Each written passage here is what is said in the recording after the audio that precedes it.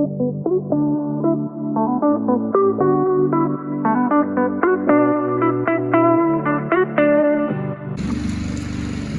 and welcome back to IKEA channel. This week we are working on the car. Now let me tell you how much I know about the car.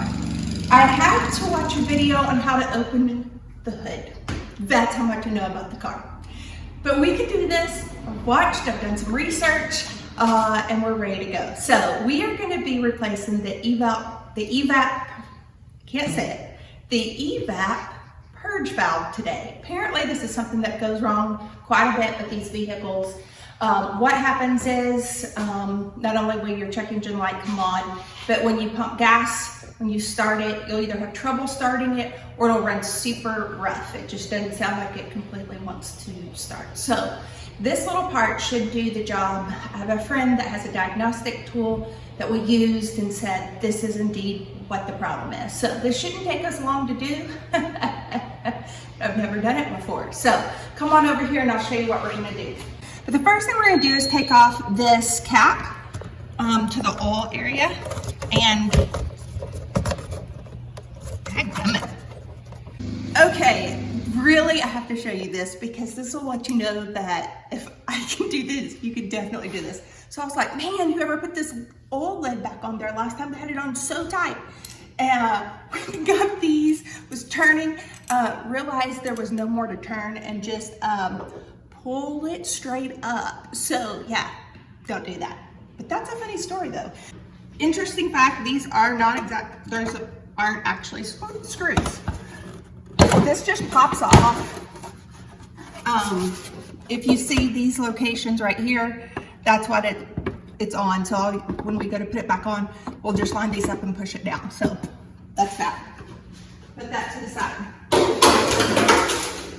Okay. Now, this is the first time I've ever seen this. Oh, real quick, we want to put the oil lid back on so we don't accidentally get anything down in that. So, all right, I'm gonna study this for a second and then I'm gonna get back with you. Okay, the next step in this process is gonna be right down here. If you see this first little part, we're gonna pull that out a little bit and that should just slide off. Whoop! Super easy. Then if you can see this green little, that green little dot goes in, push that in, and then the hose should just come right on out like that. Yep, okay, awesome. Now, if you come around here, you can see this bolt right here. That's what we need to take out because that's our part that we're going to be replacing down in there. So I'll try to get the camera as good as I can so you can see it.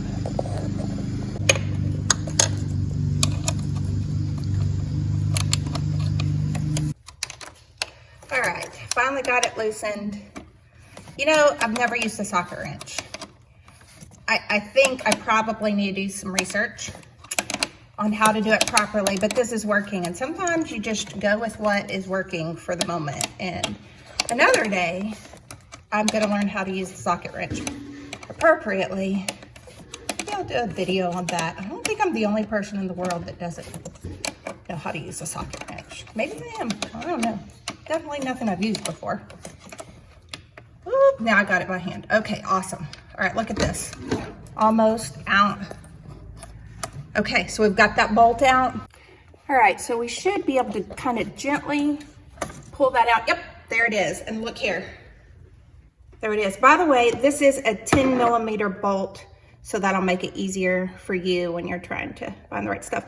So this is done. So now we are halfway done. All we have to do is replace this with our new part, which we have set to the side. Let me get this. This is you can see this is our old one and this is our new one. Okay.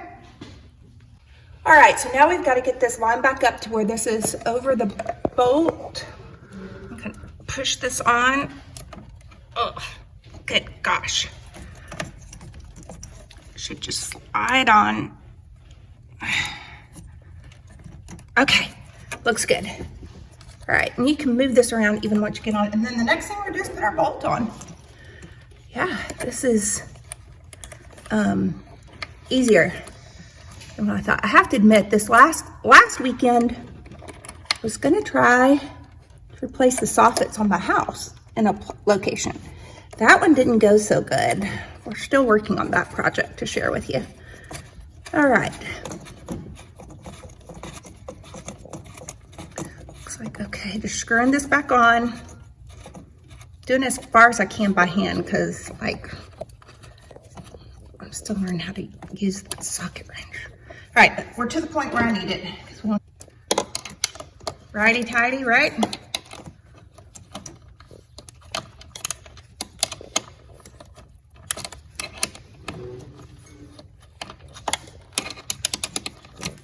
Want it to be tight enough.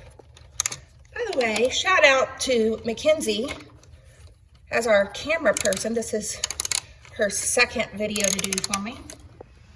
So far, she's my only camera person. Oh, there we go. Hey, I think I just kind of got the hang of this thing. Right as we're done. Yeah, I feel like that's good. That's not going anywhere. I'll try one more time, you know. All right. Yeah, it is. Okay, we're gonna put this back on. Exactly like how we found it. There, it just pops on. And I'm going to make sure this is the direction I found it, and it is. Ha! Snap. Man, this is exciting. Okay, hold on. We're gonna put this back on. We need to take that cap off, and I'm taking it all the way down the end. Wasn't too tight that time, haha.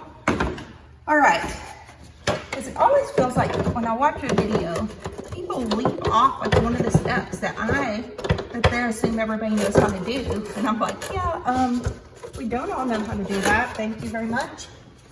Okay, this one should be.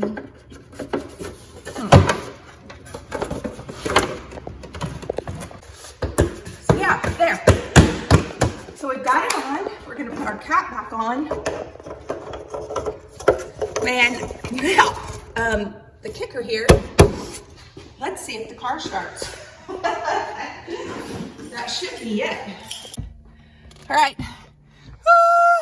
let's see if it works. It's replaced, y'all. So yeah, all in a day's work. Literally had never done this before. I'd never even opened the hood of my car, embarrassed to say that. But yeah, we have done it.